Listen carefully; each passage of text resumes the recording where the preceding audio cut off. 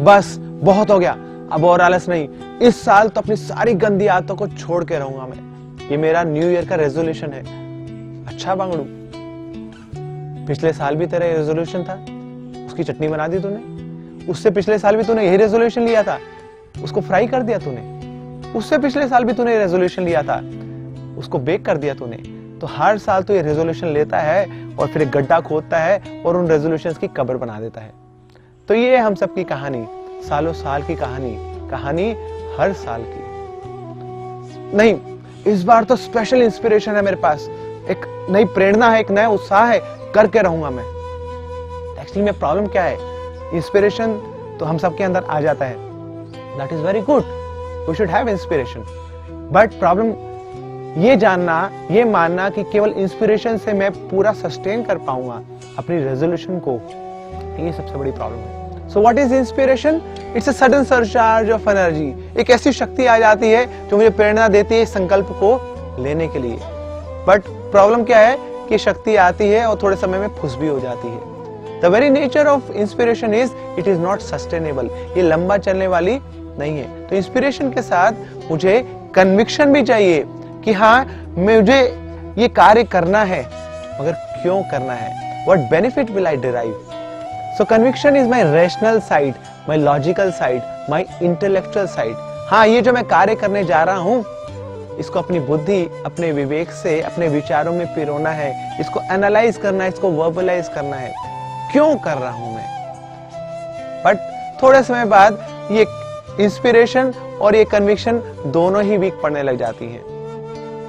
Actually में ये दोनों चीजें इंटरनल हैं। Inspiration is my emotional drive and conviction is my intellectual drive, but both are internal.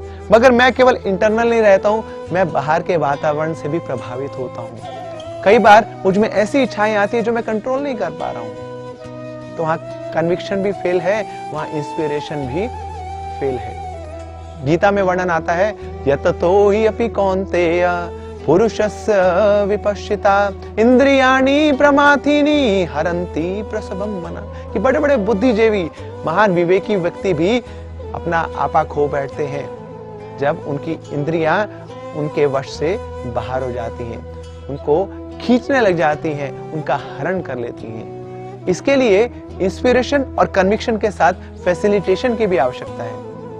मेरी पुरानी आदतें हैं जो बार बार मुझे खींचती हैं, एक पर्टिकुलर ट्रैक पे लेके जाती हैं। मुझे अपने उस एक्टिविटी के बीच में बाधा लानी पड़ेगी। Some obstacle has to be brought in so that I do not commit that activity. That is called facilitation. Facilitation of objects. और साथ साथ ऐसा वातावरण मुझे देना पड़ेगा ताकि मैं कुछ अच्छे कार्यों को भी कर पाऊं, तो उसके लिए अलग रास्ते भी बनाने पड़ेंगे। तो इंस्पिरेशन की भी आवश्यकता है, कन्विक्शन की भी आवश्यकता है, साथ साथ फैसिलिटेशन की, एनवायरनमेंट की भी आवश्यकता है।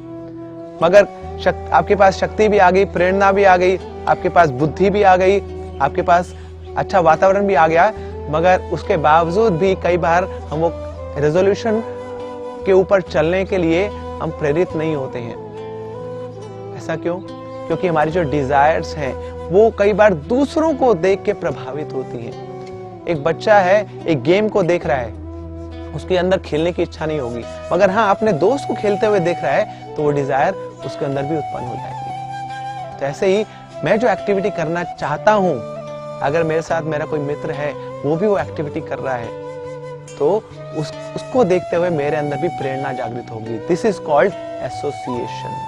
सो I need inspiration, I need conviction, I need facilitation and I also need association of like minded people. जो मैं एक्टिविटी करने जा रहा हूं, मेरे आसपास का कोई मित्र हो, कोई दोस्त हो जो वो कार्य कर रहा हो, तो उसको देख देख के मैं भी कर लूंगा। But last but not the least, the most important is that is purification. मुझे शुद्धता चाहिए, मुझे ट्रांसफॉर्मेशन चाहिए। और वो ट्रांसफॉर्मेशन कहां से आएगा? When we connect ourselves with the supreme pure personality of Godhead. भगवान के साथ जब हमारा कनेक्शन स्ट्रांग होगा तो फिर हमारे अंदर वो शुद्धता भी आएगी, ताकि अगर ऐसा कोई डिजायर भी आए तो मैं उसको ना बोल पाऊं। तो वो ट्रांसफॉर्मेशन, वो प्योरिफिकेशन आता है होल से, भगवान से जो पूर्ण है।